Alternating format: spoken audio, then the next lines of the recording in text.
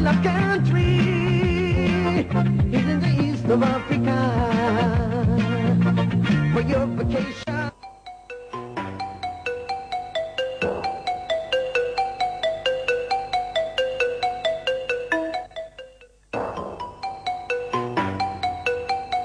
There is no place in the world where you have more or less the full history of humankind. So the feeling was a deep and quiet excitement.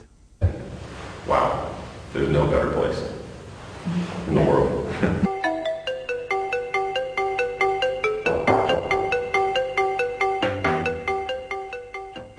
1974. A man discovered a human skeleton that lived 3.2 million years ago. It was a female and he named it Lucy. To date, Lucy is the exciting proof to the whole human being in our world that Ethiopia is the birthplace of humanity.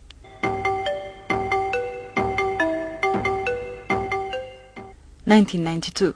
Even a million years older than Lucy, Ardi, who roamed the earth 4.4 million years ago, amazed the science world and asserted the fact that Ethiopia is indeed a land in which our ancestors stand upright, the land where the first human being walked on, and a place where everything began. –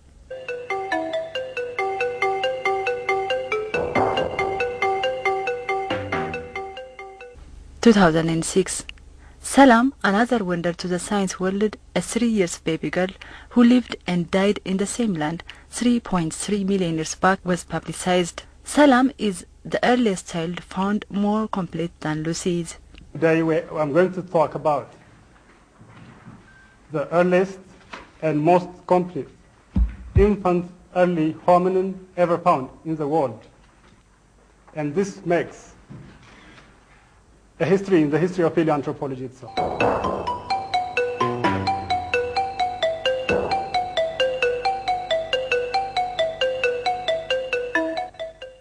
Growing in the farm, working with his father in California, Dr. Henry says he was always keen to work out in the field. Spending 18 years here in Ethiopia, exploring the major sites of human origin, Henry says each time he touches the fossil, the feeling is so unique. Each time I touch a fossil or a stone tool coming out of the ground, I feel a sense of connection to the past, and that's something that is something that you can only find here, right? It's something that when I'm in California, if I find a fossil, it might be interesting, but you're not connecting to the past of all humans. And every time I take something like that out of the ground, I have a little bit of a thrill because I know that this is the place where all of us were from. I know that this is the birthplace of humanity and that there's something very special about that, something incredible, you know. A renowned Ethiopian paleoanthropologist, Dr. Birhane Asfaw, spends more than 13 years of his age in the field. Dr. Birhane says Ethiopia is a place where any researcher on the field wants to be here all the time. Everything is just a footprint of the human past. So this is so unique. So if you are really an anthropologist, you don't want to be pushed out by anybody because this is the paradise for you. This is the place. That's why everybody is interested to come and work in Ethiopia. And I'm so proud that I'm so happy. And I always think that I'm fortunate.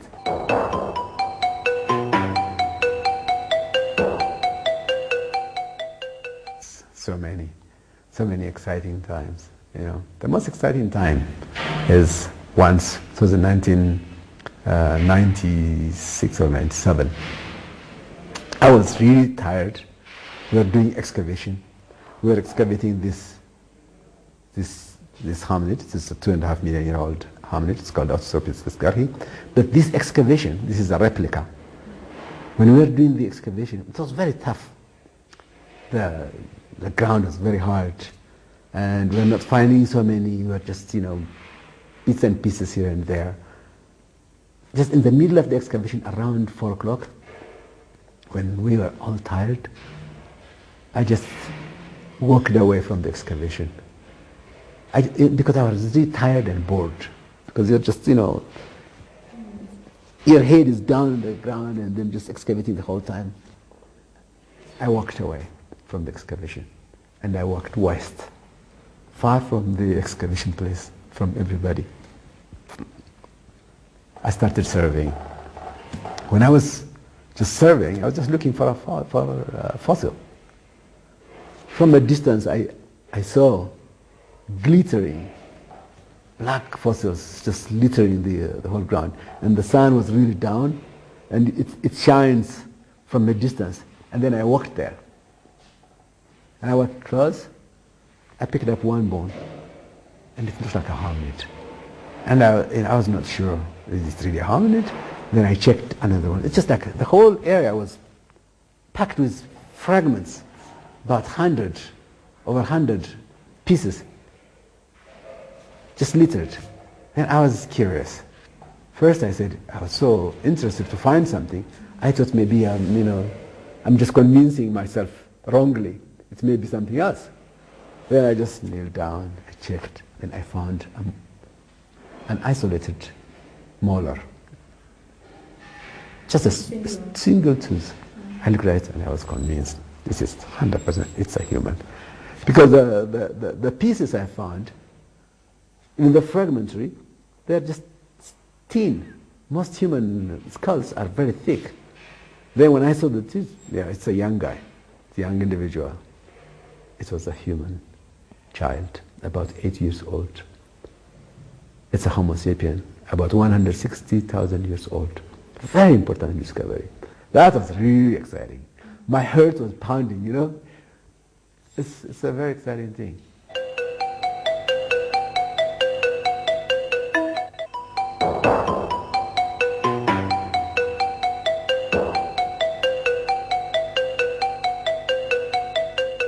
Every site in this wonderland tells the story of our beginning, how we moved on, and how we covered our earth emerging out of it. Ethiopia is a country that tells the full chapter of the human past. There is no place in the world where you have more or less the full history of humankind from way back, like 6 million years, all the way to the present. There is no other country. The only country that may compete with Ethiopia is Kenya. Even in Kenya, you don't get the same kind of succession of human remains through time, because it's only here where you find. In Kenya, they have more or less the same age, but in between, ours are fully represented. Not, full is always relative. We have fossils from 6 million years. We have fossils from 5.8, 5.2, 4.5, 4.2, 4 million years, 3.8. You keep going, and everything is just a footprint of the human past. So this is so unique. This little girl, who is only 3 years old, but died 3.3 million years ago, 150,000 years before Lucy, is a little girl, but is also a grandmother telling us a lot of stories about our past. I think this would be a fantastic specimen introducing our nation along with other discoveries, thus adding incredibly to the wealth of heritage that our nation has.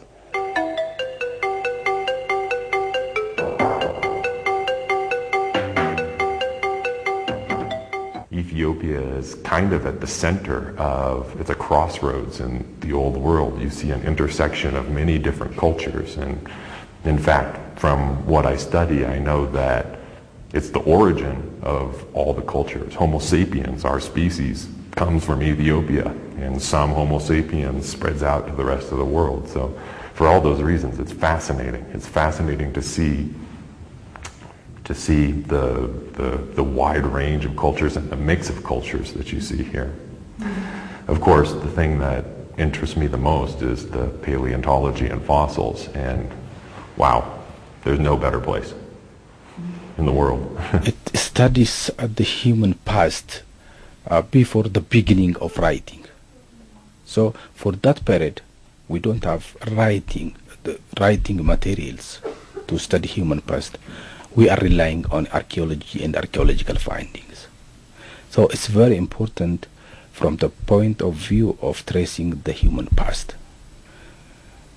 And it's also very important for the creation of shared identity and common and national interest, to develop common national interest within each countries.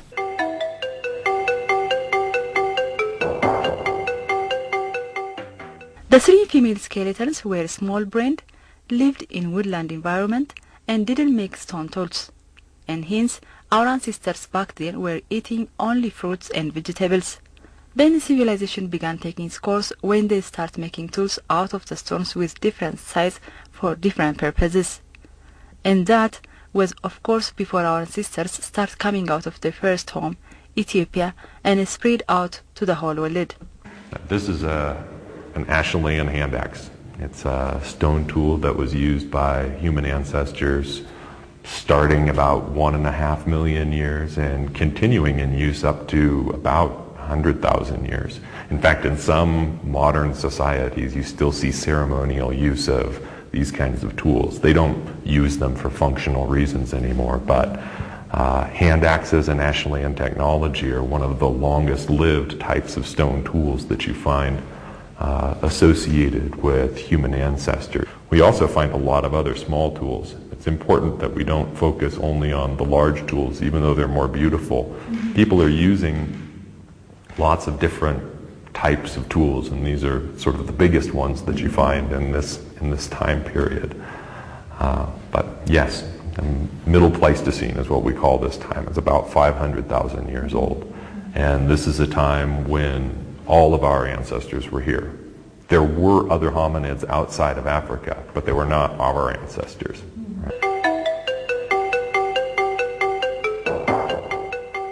Using the tools, the humans, the first humans, started accessing meats, which is very important for our brain, and fats, a lot of energy. Because, I'm sure they were eating more or less the same kind of food, but not in plenty, because they have to struggle with hyenas, because they have to scavenge, they can't hunt. They don't have big teeth. So getting a sharp edge like tools is a big breakthrough for these early humans. The thing is, I studied psychology, so we've done a lot of evolutionary psychology, and basically we talk a lot about how people lived back, not when Lucy lived, but a couple of million years before, and how the environment here in Africa shaped all the human beings into what we are today.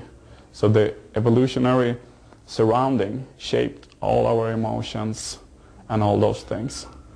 You don't have that perspective here, but it's kind of the same thing. You see the fossils, you see what it's all about and how they lived here.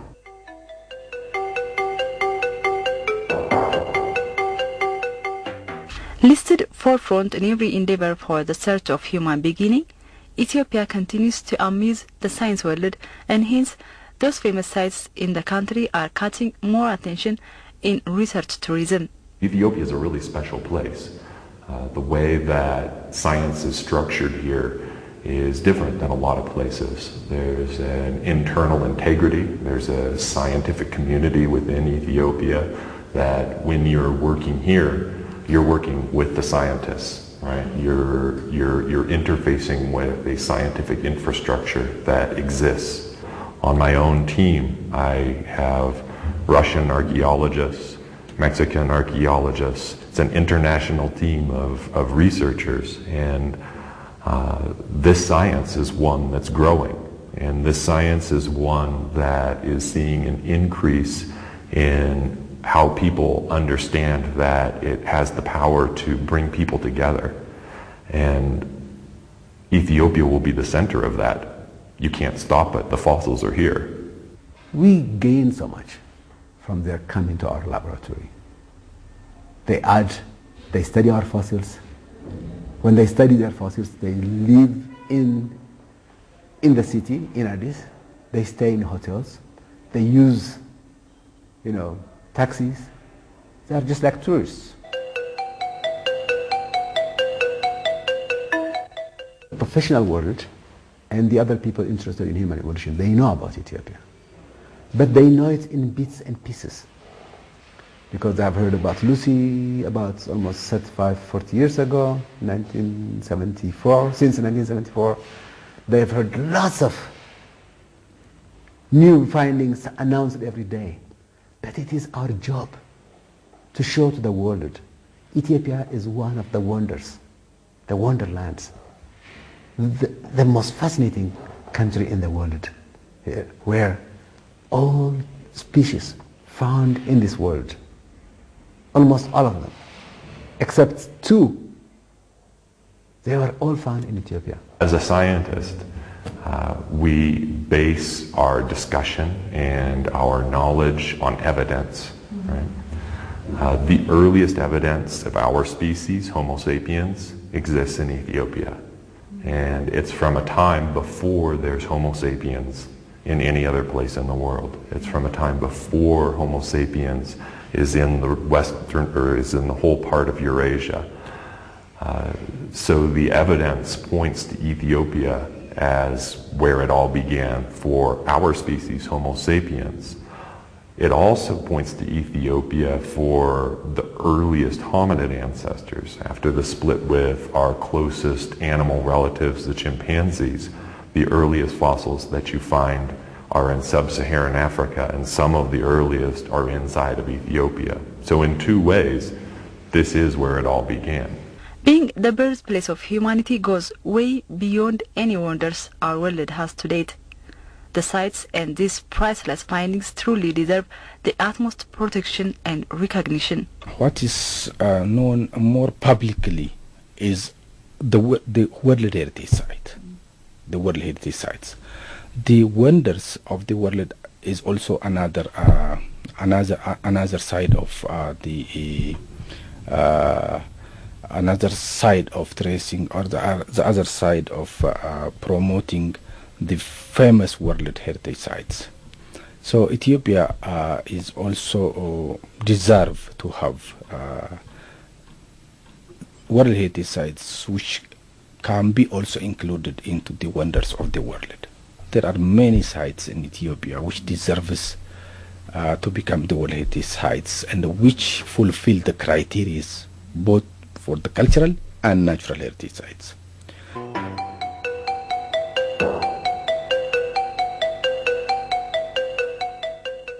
Indeed, the science world acknowledged and reaffirmed this is a place where it all begins. That's why coming to Ethiopia should be the first among the must-see list of every human being. You come to this place, never go back being the same. So when they come to Ethiopia, it's not like coming to Rome and see the Roman Empire. That's one episode in history. When you come to Ethiopia, you walk on the land that people walked for 6 million years, human beings. Different species, like 11 different human species. They lived and passed in this country. And, you know, this is the place from which every human beings that you see all over the world evolved out of.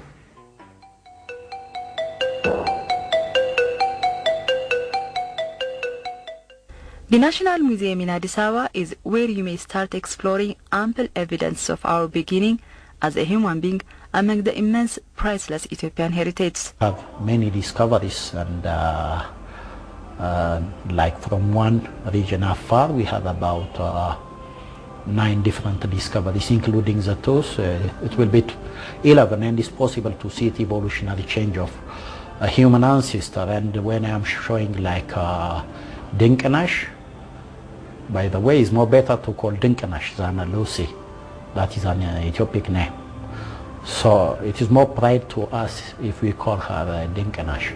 And then many people, when we show about Ardi, about Salam, about Dinkenash, about the grandfather of all modern people, we call him Idalto. So many people say, feel surprised.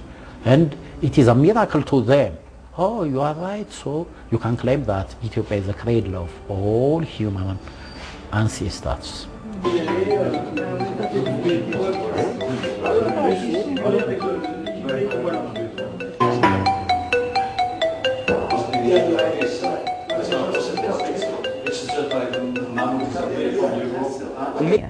I don't know how many people actually go to Ethiopia and visit it, and they should. You know, I think more should come here. I think that's going to happen. The crater of Menkai is in Ethiopia. I mean, I don't think that there's any doubt, no doubt about it. I mean, even if you look biblically, I believe that. So, and I just like to find out more. I'm a real fanatic about history and anthropology and all that other kind of stuff. So I just want to find out more and be able to understand it and to see it, actually. I always wanted to see this, and now I get an opportunity to do it. So you know you're Ethiopians too? Everybody? Yes, that's right. We all come from the same people.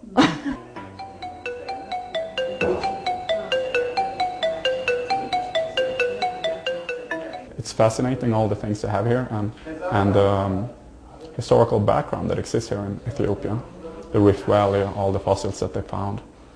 So it's interesting, and it's a lot of nice and interesting things.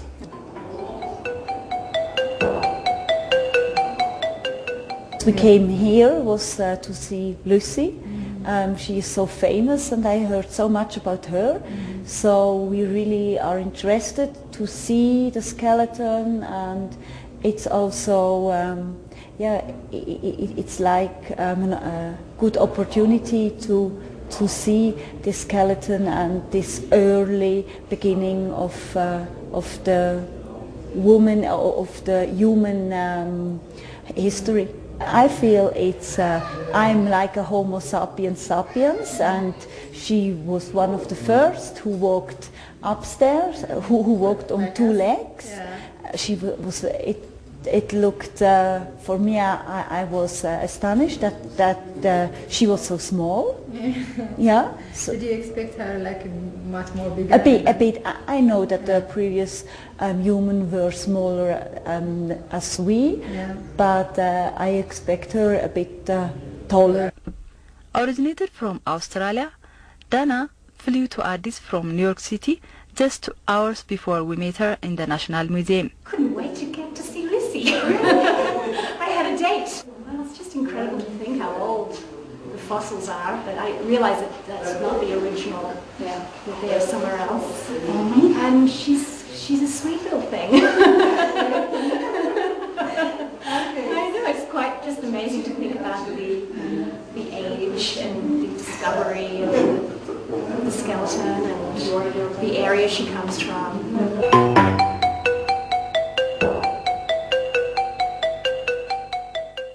When you come to this place, it's just like coming to to a place where you see the whole chapters of human history. 6 million years of human history. Human history is all about understanding who we are so as to see our future. And this is a place where one should turn to in both cases.